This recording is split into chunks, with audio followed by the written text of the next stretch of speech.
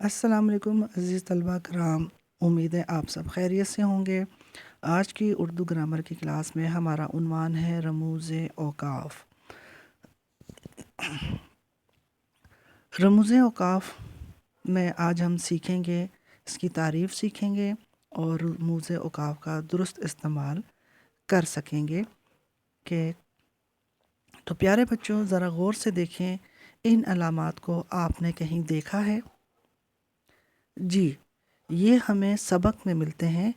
چاہے ہم کوئی مضمون پڑھ رہے ہوں یا کوئی کہانی پڑھ رہے ہوں تو ہماری نظر ان علامات پر پڑتی ہے، تو ان علامات کو رموز اوقاف کہتے ہیں۔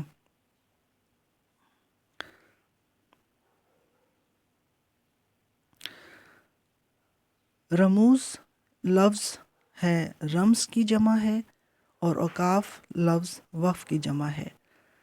تو پیارے بچوں، رمز کے معنی ہے علامات یا نشان اور وقف کے معنی ہے ٹھہرنا یا رکنا۔ تو پیارے بچوں، اس بات سے ظاہر ہے کہ وہ علامات یا وہ نشانات جو رکنے یا ٹھہرنے کے لیے استعمال کریں انہیں ہم رموز اوقاف کہتے ہیں،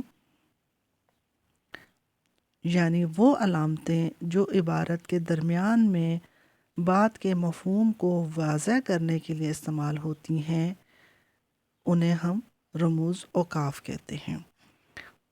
اب پیارے بچوں، یہ کچھ علامات ہیں جن کے آگے ان کے نام اور وہ کب استعمال ہوتی ہیں درج ہیں۔ ان کو دھیان سے دیکھیں اور ان کو پڑھیں اور ان کو سمجھیں، اور یہی آپ کا آج کا ہوم ورک ہے۔